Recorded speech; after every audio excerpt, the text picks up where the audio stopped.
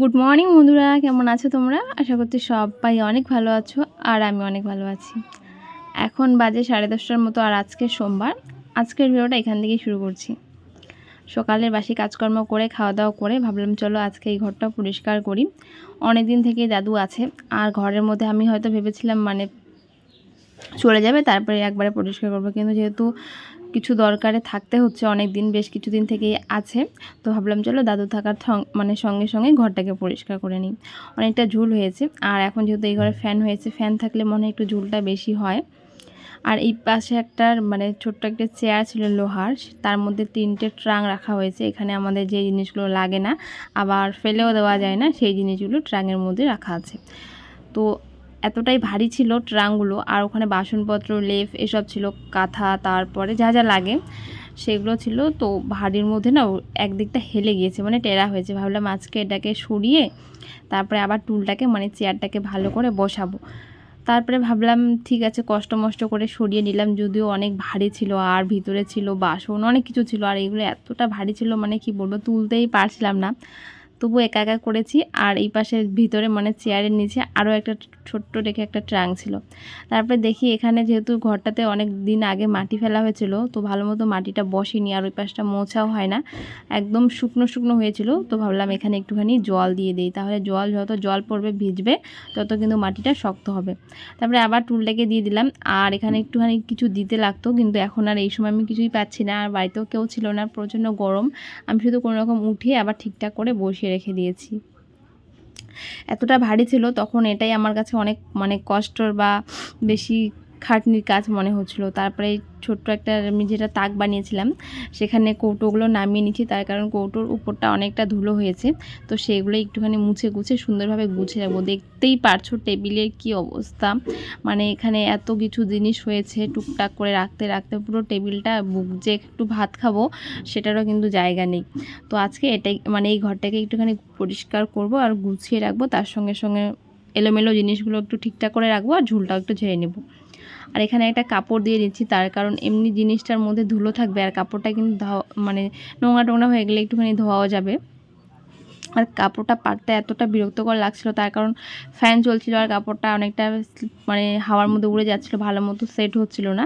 অনেক কষ্ট করে বসিয়ে নিয়েছি। এবার বাকি থাকলো কৌটোগুলো, আর এগুলো না এর আগে একবার আমি ভালো করে ধুয়েছিলাম, তো এখন নোংরা হয়নি, ওই উপর দিয়ে একটুখানি ধুলো পড়েছে, তাই একটা ভিজে কাপড় দিয়ে ভালো করে মুছে নিচ্ছি। তারপরে কিন্তু একটা করে ওইখানে রেখে দিব। আর টেবিলটার অবস্থা খুব খারাপ, টেবিল কভারটা এত নোংরা হয়েছে ধুলো পড়ে পড়ে, কি বলবো, সেটাকেও কিন্তু ধুয়ে দেবো। আজকে পুরো ঘরটাকে চকচকে করে নেব। কৌটোগুলো আগের থেকে অনেকটা পরিষ্কার হয়েছে, আবার কিছু কৌটো ছিল রান্নাঘরে, সেটাও খুঁজে খুঁজে নিয়ে এসেছি। এখন সেগুলো কিন্তু ভালো করে মুছে নিচ্ছি। এই সমস্ত কৌটো সবার বাড়িতেই থাকে। এখানে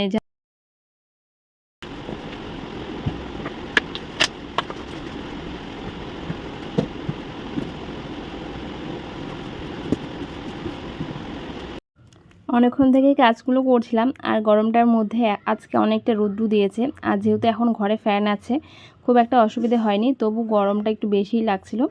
সমস্ত কৌটো সুন্দরভাবে লাইন লাইন করে রেখে দিয়েছি। আর ওই পাশটা টেবিলের ওই সাইডে একটুখানি ফাঁকা ছিল, ভাবলাম ওইখানে চলো একটা ছোটো মোটো আরেকটা তাক বানিয়ে নিই, তাহলে ওই সাইডে চাপিয়ে জিনিসগুলো রাখা যাবে আর টেবিলটা অনেকটা ফাঁকা থাকবে। নয়তো সমস্ত জিনিস টেবিলের চারপাশে রাখলে টেবিলটা অনেকটা ছোট ছোট লাগে আর জায়গাও হয় না। তো আমি সেই জিনিসগুলো সরিয়ে রাখছি, আর যে জিনিসগুলো মুছলেই পরিষ্কার হয়ে যাচ্ছে সেগুলো কিন্তু আমি মুছেই নিচ্ছি। আর যেগুলো মনে হচ্ছে যে না এটা ধুতে হবে, তো সেগুলো ধুয়ে নেব। টিফিন বাটিগুলো বেশ কিছুদিন থেকে এখানেই পড়ে আছে, মাঝে সাঝে মুছে কুছে রেখে দিই। আর জলের বোতলগুলো ফাঁকা হয়েছিল, সেগুলো একটা ব্যাগে ভরে রেখে দিলাম, কারণ বিকেলের দিকে হয়তো জল আনতে যেতে হবে, যার জন্য ওভাবে রেখে দিয়েছি। আর এখন যেহেতু আমরা বোতলে জল খাই, বোতলগুলো একটা একটা করে অনেক হয়েছে। পুরো টেবিলটা দেখো ফাঁকা করে নিয়েছি। আর টেবিলের কভার দুটো ছিল, একটার উপর আর একটা, টেবিলটাও একটু নোংরা হয়েছিল। আর এটা অনেক দিনের পুরনো একটা টেবিল, দেখতে একদমই বাজে হয়েছে। আর এটা বাইরে ছিল, রোদ্রুতে কালারটাও জ্বলে গিয়েছিল, সেটাকে একটুখানি ভালো করে মুছে নিয়েছি। তো এখানে দেখো একটা প্লাইবোর্ডের একটা কার্ড দিয়ে এখানে একটা ছোট করে একটা সেট করে দিচ্ছি, যাতে জিনিসগুলো একটু চাপিয়ে রাখতে পারি, আবার পড়েও না যায়, ছোট্ট একটা তাকের মতো। তো তক্তার মতো সেরকম করে বানিয়ে নিচ্ছি। আর একটুখানি বেঁধেও দিলাম যাতে পড়ে না যায়। তো এইভাবে করে নিচ্ছি। আর ওটা যেহেতু একটু বাজে লাগছিলো দেখতে, সেটাকে না আমি সুন্দরভাবে কাপড় দিয়ে মুড়িয়ে রেখে দেবো।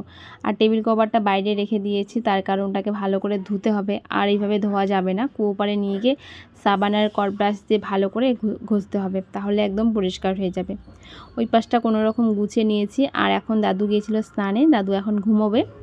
আর অনেকটা কাজ করতে করতে না অনেকটা বেলা হয়েছে। ঘরটা হতে পারে ছোট, কিন্তু এই ঘরের মধ্যে খুঁটিনাটি কাজ করলেও যে কাজ শেষ হয় না, সেটা হাত দিলে মানে কাজে একবার হাত দিলে বোঝা যায়।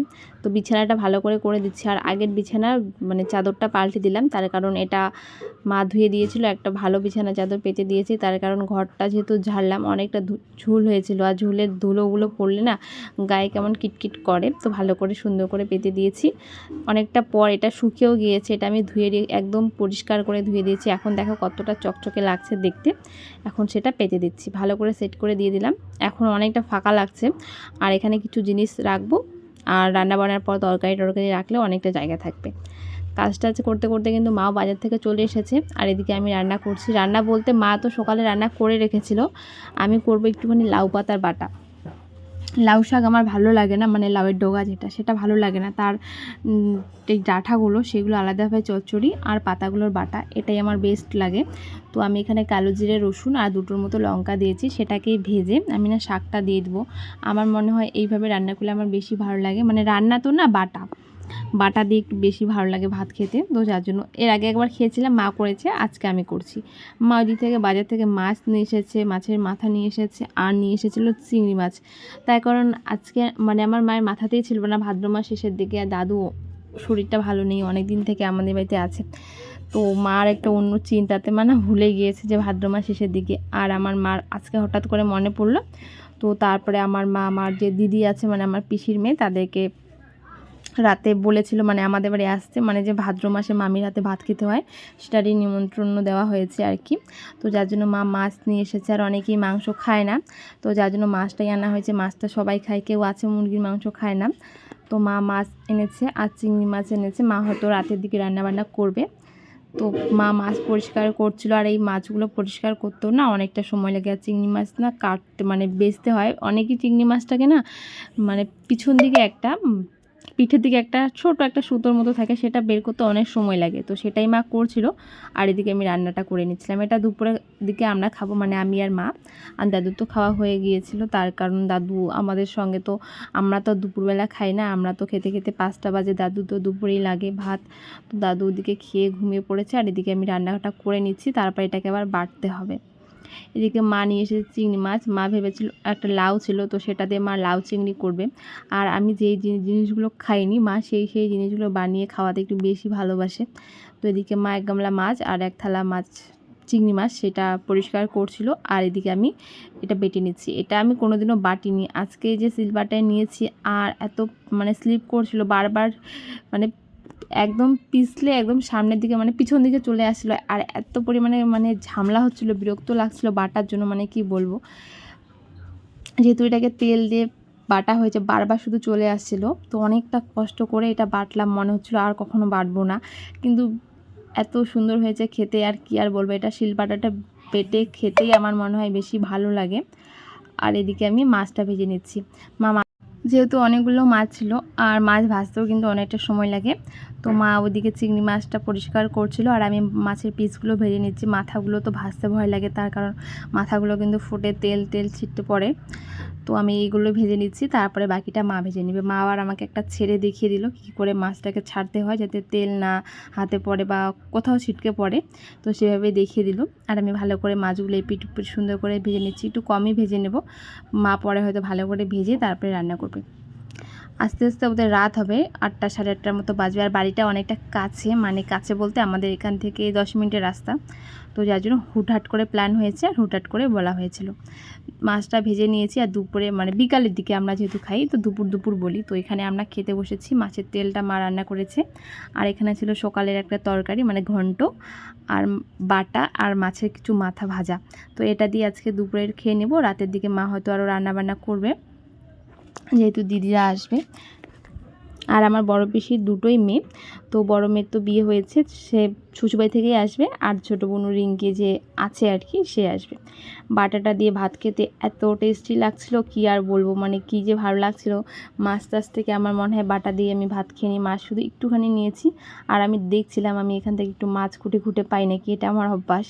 তো প্রত্যেকটা মাথার থেকে আমি মনে করো খেয়ে নিই, আর মা যখন নিয়ে নেয় তো সেখান থেকেও আমি নিয়ে নিই। আর একটুখানি সবজি নিয়েছিলাম, আর সবজিটা মা দুপুরে সকালের দিকে বানিয়েছিল, একটা পাঁচমিশালি সবজি।